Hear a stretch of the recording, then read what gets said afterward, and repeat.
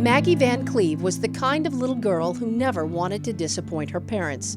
She was sweet, outgoing, an average student, pretty well adjusted. I was a happy little kid. But something happened on the way to adolescence. I would say that I was a lot more moody and a lot more rude to my parents. Her parents noticed it but couldn't quite put their finger on it. Just acting out, misbehaving,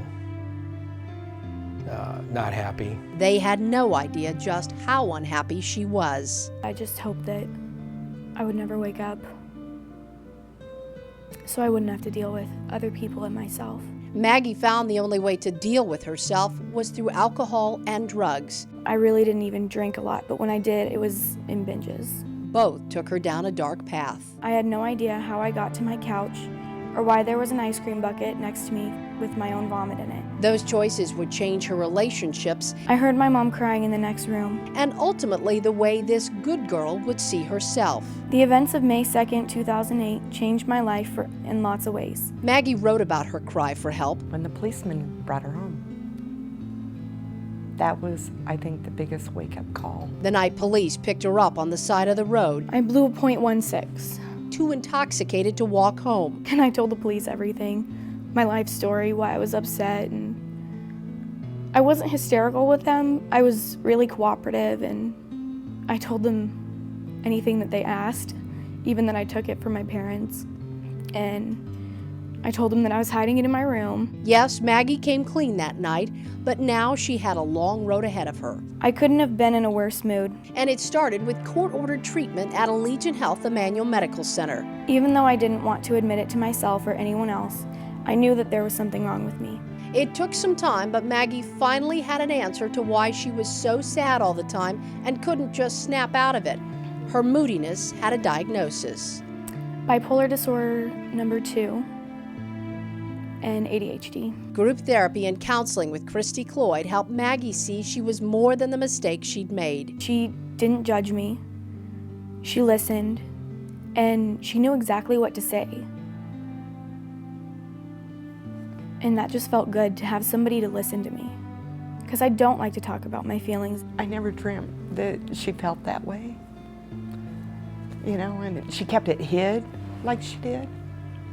I think that's the hardest, that she kept it hid away from us, that she needed help. For the first time, Maggie realized she wasn't alone. I started to accept myself for who I was, a misunderstood teenager. It felt good to finally be accepted by people who knew what I was going through. Maggie graduated from therapy in high school, too. She's now in college, thinking about a career in law enforcement or therapy. 2 years later, she still sees her counselor. Today I know that I have put a lot of work into myself. I have become a better person for my mistakes. She's also put a lot of work into repairing her relationship with her mom and dad. There's just a lot less tension, and Very proud that she's come a long ways. Maggie knows there are no do-overs in life, but she's learned a lot from her journey. I would never go back and undo getting in trouble because I wouldn't want my life to be any different than it is. Maggie's not alone in her journey. Thousands of people seek help every year through Allegiant's behavioral health services. Some come on their own. Others, like Maggie, have no choice. But what they all have in common is what's waiting for them on the other side of the door. A caring smile, a kind word, an open heart. Someone who will listen and help them on their path for healing. You are about to hear from 2 men who knocked on Allegiant's door and found hope. Their stories in their own words. I was disappearing for hours at a time when I knew I could drink and not not be discovered. I wasn't getting work done that I normally would get done. I was getting home late at night, if at all. And my law partner at that time came in the office late one night, and I was very intoxicated. I had been drinking vodka and I had taken Xanax. And so he took me home that night, and my wife met us at the door. It's probably 1 or 2 in the morning. And at that point in time, I made the decision to go get help. May 28th of 2009 is when I took my last drink. And they referred me to Pete Cusimano at Allegiant, and they got me in very quick. The way that Mr. Cusimano welcomed me in, he wasn't judging me, but at the same time, I felt that he was going to hold my feet to the fire on my sobriety. Anybody who's struggling with an addiction, first thing they're going to have to do, obviously, is to admit that they're going to be powerless over that addiction and to seek help. If they don't take that first step, they can't follow any others. Without Pete, I really don't know. Honestly, I don't even know if I'd be alive if I didn't have somebody believing in me. Mixing alcohol with Xanax at the level that I was doing it was probably enough to, kill a small elephant. There's nothing shameful about having an addiction.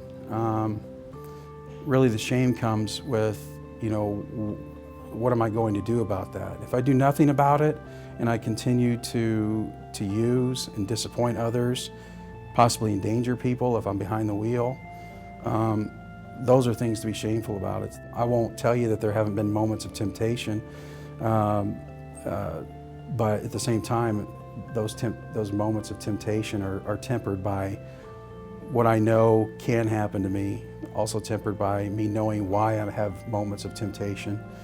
And you just struggle through those, but it hasn't really been, I'm not going to try to downplay it, but it hasn't really been that much of a dominant factor in my life. By the time I was 12, I drank a bottle of Jack Daniels, 8 Quaaludes, and was smoking dope in the back of my brother's step van.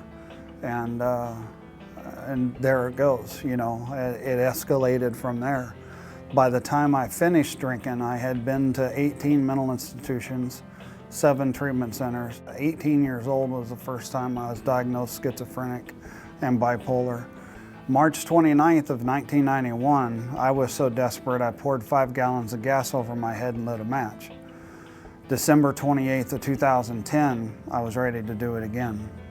Bergen kept me for the night. They kept me on suicide watch until they could get a bed at Lasting Hope, and that was help. I was desperate enough to listen, and they were kind enough to show me grace. They were kind enough to show me love. They were kind enough to give me hope. I was a patient, and they cared about my well-being. And slowly over a period of time, I started to lose my, I started to gain my self-preservation back. I started to get my want to live back. Well, Wednesday will be 9 months that I've been sober. The journey has been one of hope, change, faith.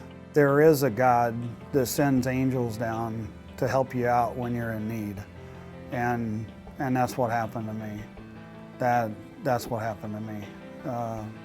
They started to show me that there was a God by their actions. I took it to heart, what they did for me. And saying thank you doesn't seem enough. Saying God bless you doesn't seem enough. It's what I'm doing today with my life to change my life that hopefully says something about what they did for me.